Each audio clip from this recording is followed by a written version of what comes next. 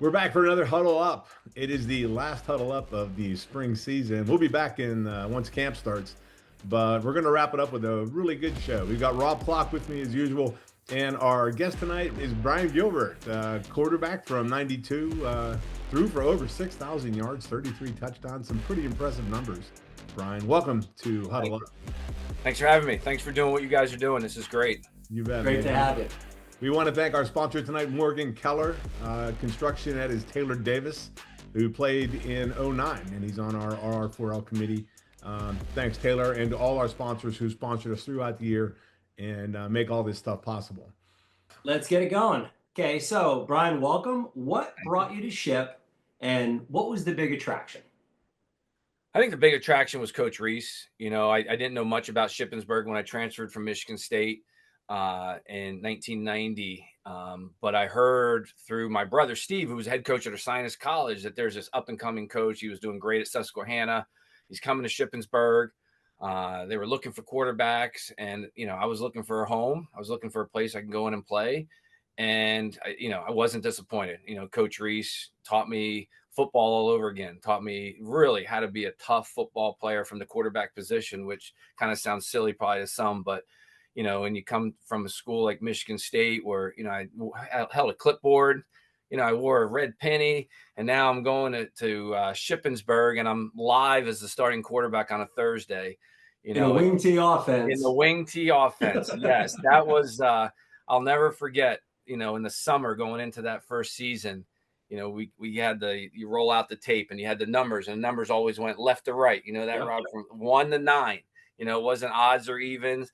I'm like, what are we doing here? And then, I forgot how to take it under the center snap. I had to learn how to go under center and take a snap because we were in shotgun for all those years. But no, it was great memories, and, didn't second guess that choice at all, and made so many great relationships. And, still to this day, I'm coached for all these years, and I'm sending kids to Shippensburg, so I get a chance to see them be part of that family. So it's great. I'm gonna follow up on that question, and you mentioned Rocky. What was Rocky like as a coach? What was that influence on you as a player? Rocky's tough. He was tough, tough with his assistants, tough with the players. In my professional career as coaching, I remembered a lot of the things he did, and the way he got players to run through a wall for him. But at the end of the day, he put his arm around you, and you could talk to him and joke with him.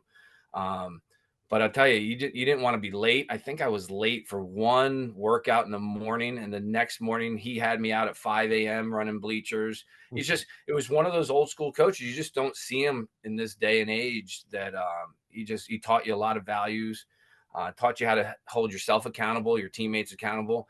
And I'll tell you what, 90 we were okay, but that 91 season, a lot of that had to do with Rocky's vision and what he, how he spent that first year just getting us ready to have that successful season in 91.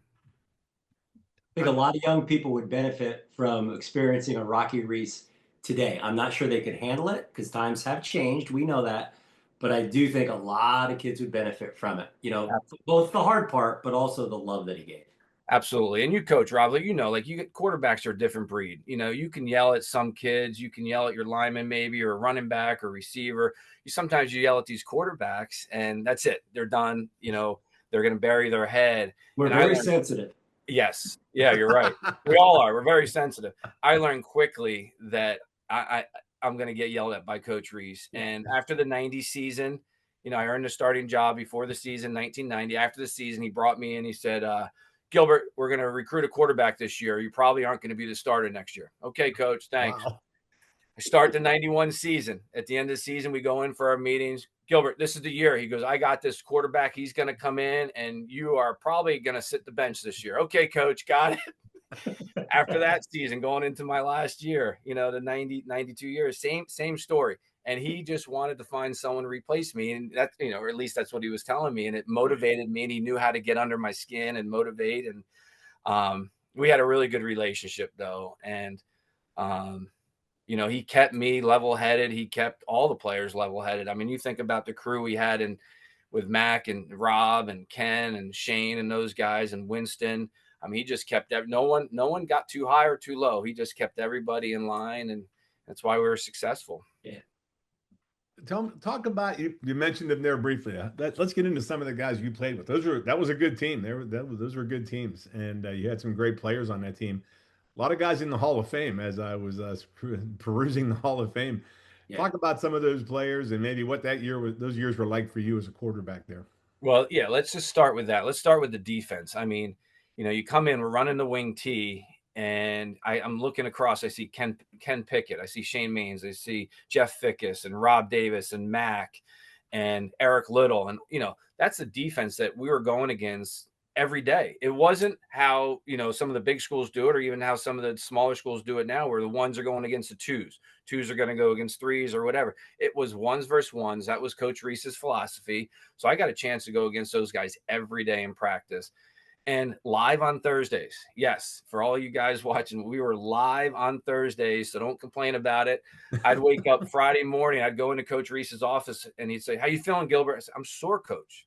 I said, "Rob was beating me up yesterday. Mac was beating me up. I'm sore." He goes, "All right, get out of my office." It's just the way it was. But we had some talent. Corey Borman protected me a lot on, and Brian High and John Myers and Terry Meehan. Dr. Meehan. Yes. Okay. So, so undersized guard. I'll tell you what, I would go to war with him anytime. He was my right-hand man.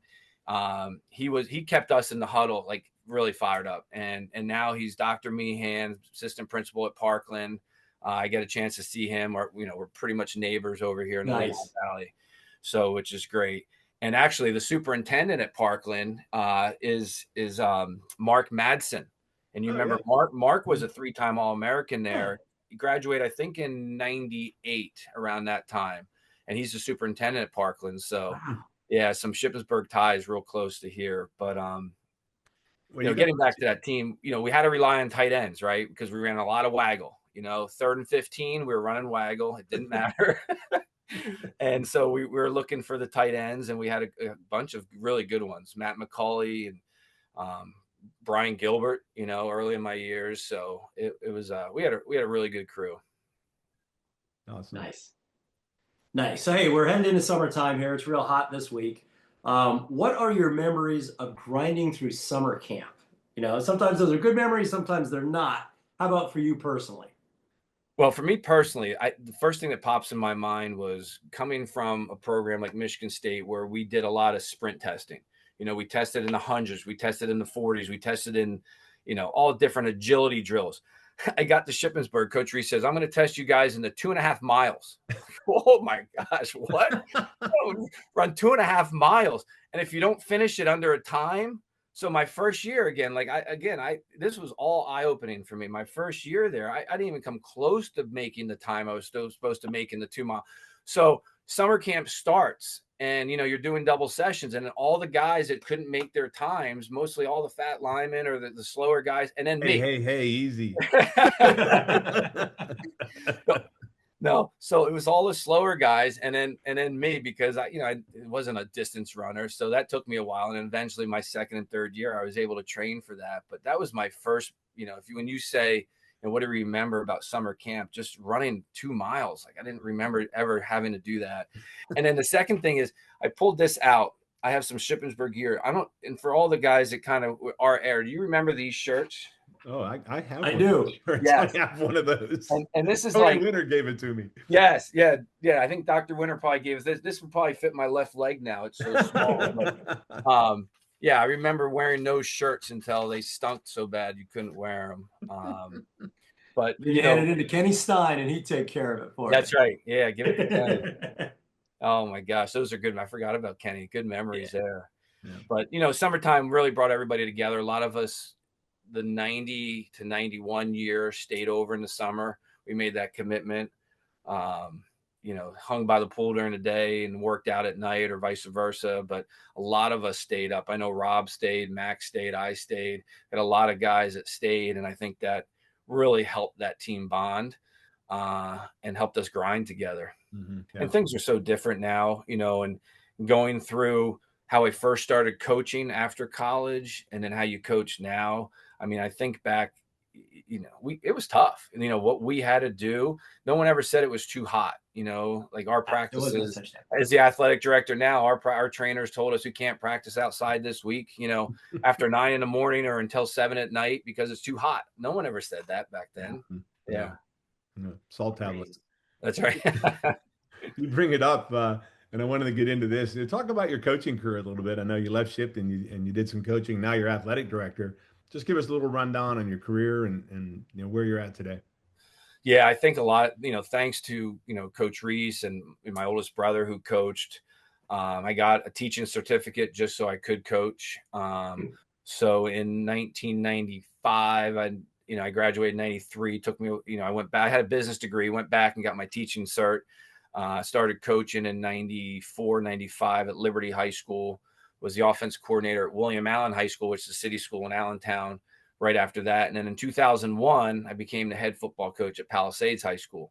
Had a couple players from that generation, from me coaching at Palisades, went to Shippensburg. Kyle Fogarty was one of them. And then, I had Frank Duffy for a little bit. He's now the Peaburg head coach. So I had some guys there. Coached at Palisades until 2010. And then I went to Whitehall, coached there 2010 to 2018. And that was an awesome experience. I had a lot of great players, a lot of Shippensburg players there. Marcus Cruz, big lineman. Brett Leggett went to Shippensburg. Got a chance to coach Saquon Barkley, which was really awesome, and a bunch of other guys. So, so I really enjoyed my coaching career. And then the opportunity came to be an athletic director. Never thought I wanted to do that. I was just so ingrained in football and everything about football. But I'm so thankful I got that opportunity because I'm really going back to my roots, high school roots of loving all sports. Nice. I don't know much about field hockey, but I'm the biggest fan out there watching those girls play. Nice. Have to admit, I like watching soccer now, and and it's great. To get to hire your own coaches and motivate them and see the kids succeed. And I'm out at Shippensburg every year for the state track meet. Oh yeah. We had a young man who's a sophomore this year, finished 4th in the 100. Wow. He's a wide receiver. He's up at Penn State already twice. So hopefully, I have kind of a nice relationship with Coach Franklin from the Saquon Barkley days. And, he's communicating with me that he really likes this kid. So, that whole thing as the athletic director now, it's not just football, it's any athlete in any sport. So I'm really enjoying what I'm doing. And, I owe a lot of thanks to Coach Rees really kind of setting the way for me in that coaching aspect. Was Saquon, was it obvious he was going to be something special? That's a great question. And I've done a lot of interviews with that question, and people won't believe it, that he wasn't the best running back we had his sophomore year. Wow. And it could tell you a bunch of stories about that. But his best friend now is still that kid who was better than him. And you look at him, you're like, there's no way that kid in high school was better than you because he's really short and Right. It doesn't look like it. But Saquon was a late bloomer. He was one that had to kind of work for everything he's gotten.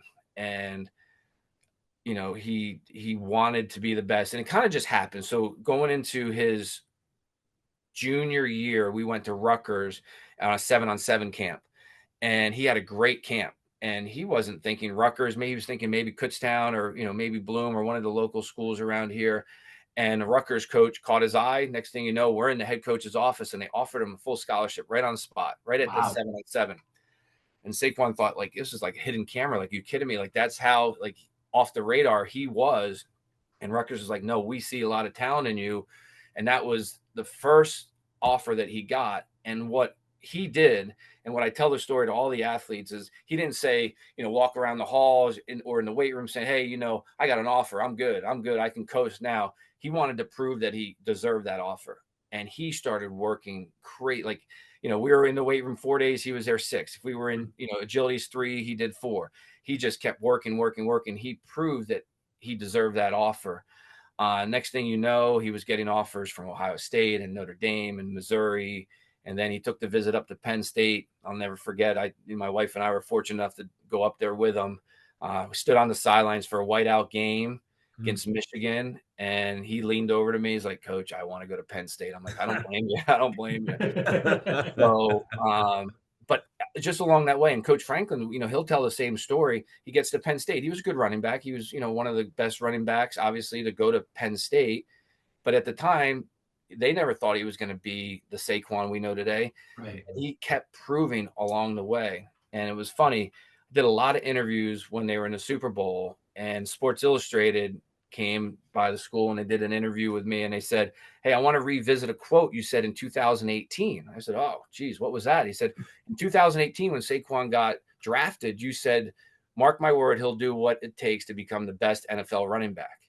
And that came true. And it's just because of knowing him and that hard work. And I tell this to all the athletes and anybody, like, it's not, yes, he has God-given talent. Yes, he has God-given skill, but his story is all about hard work. It really is. And you still see it today. He's trying to outwork everybody still. And he doesn't have to, right? He's, he had a great year. He's making tons of money, but he still wants to prove that he deserves all this. And it's kind of a neat story. It is. Yes. And definitely a message our young people need to hear. Work ethic, work ethic, work ethic. Absolutely. Yeah. Now, let's get back to you. You had a great work ethic and had a lot of success from it. So we always ask our guests this, and I think we put you on the spot a little bit, but I like the question. Greatest memory or moment as a Red Raider? I'm going to go, there's going to be two. And there's got to be. And you know what? And it's funny because I bet if you've and I've watched a lot of them, and I think Jeff Fickus mentioned part of this. We had two games in 91. The New Haven game was unbelievable. And thank you, Howie, for putting these YouTubes together, because I didn't even know they existed. And, there would be days at work that I'll start looking at some of his YouTubes, and next thing I know, 3 hours have gone by. Thank you, and not thank you, Howie, for distracting us all. But the New Haven game, I remember Marcus Maffa was one of our wing backs. He ran like an out and up, and I hit him down the sidelines, and we scored to go up 31-30 it was. And then we ended up blocking an extra point, blocking a field goal. Field goal, yeah. But that was crazy, going up to New Haven and winning that. And that was a playoff game. So after that game, then the second round was up at East Stroudsburg. And this is absolutely, I'll never forget. There's some other stories I should tell you, but this game I'll never forget because, I had a lot of family there, being close to New Jersey and things like that. But the win in double overtime, and I hit Pabula coming across the middle on a touchdown, and then they drove and they scored, but we blocked the extra point. So back-to-back weeks, we block a field goal, we block an extra point to go on to the semifinals against IUP. But the tagline of that East Stroudsburg game, their quarterback was Brett Comp. I don't know if you remember that name. Yep. So Brett Comp threw for 427 yards in that game, and they lost. His main receiver is Doug Leonzi. Well, Doug happens to be a good friend of mine. He lives literally right down the road. We see him at the beach all the time. So I have bragging rights with him. And Brett Comp became the head football coach at Wilson High School. Yep. And that was our rival at Palisades. Wow. So if they beat us or didn't beat us, in the handshake line, I'd always say, "You remember the game? Like, don't be too happy you just beat us in high school football. And when it matters is when we beat you." And, there's a quick story. So first time, again, not knowing the PSAC, like a lot of guys that kind of got recruited in there and played their whole career. First time we played out at Edinburgh, it was icing. It was freezing cold icing. And it was probably September. Yeah, right. Yeah. Freezing cold, lake effect snow. And, talk about Coach Rees. He didn't like to throw the ball as it was. And he only liked to throw the ball if it was completed. If it was incomplete or interception, he didn't like to throw the ball. And he made so that, and it was so it was so easy to tell how upset he was, even on an incompletion. That game, I threw 5 interceptions. Oh. It happens. I mean, Coach Rees had, and everybody who played then, he had the snot bubbles, and they were probably frozen. He was so Gilbert, oh man. So that was another memory just on the other side of it. Yeah. You talked earlier. I'm going to throw a wild card question at you because you already talked about Coach Rees, and so I'll skip that question. But what about the relationships? You mentioned a little bit earlier how you're still connected to a lot of those guys. Through coaching and also just relationship. Talk about that, that camaraderie, that team, the locker room, the thing that really transcends football. Anybody can play football, but it's that whole thing that goes on after. I think is so important. It is, and it's such a close knit. And thanks to Coach Mack, I mean, geez, he became the head football coach at Shippensburg. Back when we were playing and going to the parties at Teak and all that stuff, like no one would have thought that Mac was going to be the head football coach at Shippensburg. Like no way. I And may have he to is, edit that. he's making us so proud as an alumni. And again, as a football coach and athletic director, I get to see these guys. I get to see them come in and recruit. Coach Pete Lee, I've as long as he's been at Shippensburg, he's recruited the Lehigh Valley. I get a chance to go back, not as much, and I need to do that as I progress towards a retirement here. But just Coach Mack has really set it up, and Coach and Ken Pickett and Shane and Rob, the success that Rob has had. Even though that we're not all together and what Howie's doing. I know it's a close-knit family. I know I could probably pick up the phone like I did with Howie when I saw that you guys are putting a show together, and I saw that. I picked up the phone. I said, this is unbelievable what you guys are doing and what he's doing with YouTube. And, I hadn't talked to him in years. So I need to get back to the golf tournament and do all that now that I'm not coaching and I'm the AD. I probably have some more time. But like I said, Matt McCauley was best man at my wedding. He was our tight end, and I get the chance to see Terry Meehan. He's right down the road. And DJ probably played with you, Rob, right? Yeah. Yep. Yeah. Dwayne. I see DJ probably. Yeah. I probably see him every couple of weeks. Again, Frank Duffy's another one. He's right at Peaburg. So, it's a close knit group. And, you can't take that away no matter what anybody's doing or how far they are away from, the actual location of Shippensburg. We're closer than you think. We kind of actually covered the next one too. We were just asking for some shout outs to some of your teammates, but I think you've listed most of the guys. Is there anybody else we're missing that maybe you'd like to mention? Well, these aren't guys that I've necessarily played with, but Dr. Winter, Tony Winter, really not only helped me, but helped my wife through the business program. He was such a great mentor for both of us. I met my wife at Shippensburg. We've been married since '93. And if I would be remiss if I didn't mention him in this interview. Tony Winter, Dr. Winter was so great. And Tom Lease is a connection that I made way after graduation. My dad moved to Arizona, Scottsdale, Arizona. All of a sudden goes to a club to take golf lessons. And who's his instructor? It's Tom Lease. So, and then Tom and I reconnected through my dad on that. And we're like, oh my gosh, Shippensburg. And then we put 2 and 2 together. It's funny, Tommy. A couple of guys brought your name up, and that you should be on the show. One of them was Howie, and but Tommy Lease. We interviewed Tom, and that's what he said. He goes, "You got to get Brian Gilbert on the show." Man. He was very into it. He was very into it. I keep reaching out to him. I'm like, I got to come to Vegas. You got to fix my swing a little bit. I'm close, but I need some help.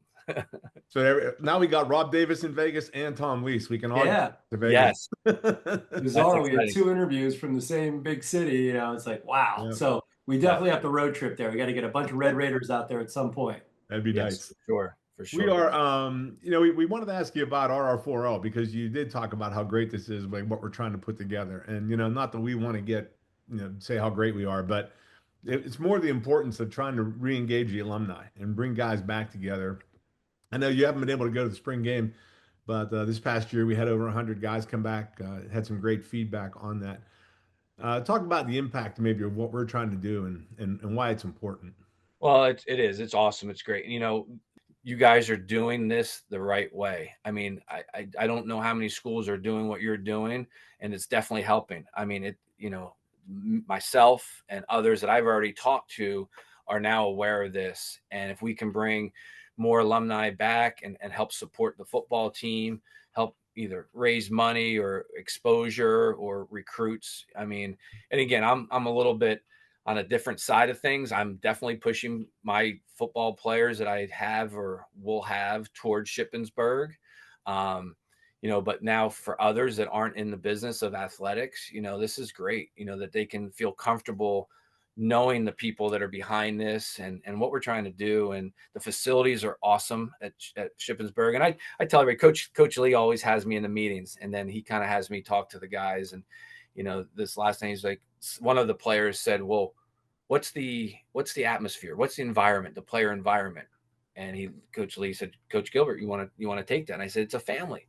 I said, it really is. You get to Shippensburg, it's close knit, and it's all because of Coach Mack. Coach Mack is going to be, a family guy and want everybody to be on the same page. It's not just going to be what's your name, what's your number. He's going to want to know how you're doing, how your family is. And it's how Shippensburg's been, and it's how he was raised through that Shippensburg program, and how he's doing it also. So, and you guys are kind of an arm for that. You know what I mean? You're a spokesperson for that, the social media, the interviews, and, I can't be more appreciative of what you guys are doing. Yep. I got a question for you that I just popped into my head, and we've asked this a couple of people, and this is kind of off subject, but okay, you got Mac and Rob Davis on the other side, Shane, you got Pickett. What is your pregame psych up to get you ready for the game? Don't screw up. I can't tell you how many times I asked them if I ever did throw an interception, they would come on the field as I was come off the field, and there were some exchanges. So no, I'm just kidding about that. But I was so excited to be part of it and play. I was so hungry to, after 2.5 years at Michigan State, and not being on the field and being able to compete, I was just ready to compete. Mm-hmm. And we had such a good team and a good atmosphere. We went in every game confident. We had great coaching. We had good coach, great game plan. Our scouting reports were on point. So I was just excited to compete. And we had, the fans, it was packed. It was packed. Still remember coming out of the tunnel with the smoke and the band playing. So I think my motivation was just really to compete and help the program win. Nice. Yeah. Anything else you want to talk about, Brian? No, I think we covered it all. Did you guys see this picture? Some of these guys might want to see this. I pulled this down off the wall. There are some of the guys. Nice. And that's the 92 team? That's the 91 team. 91 team. Gotcha.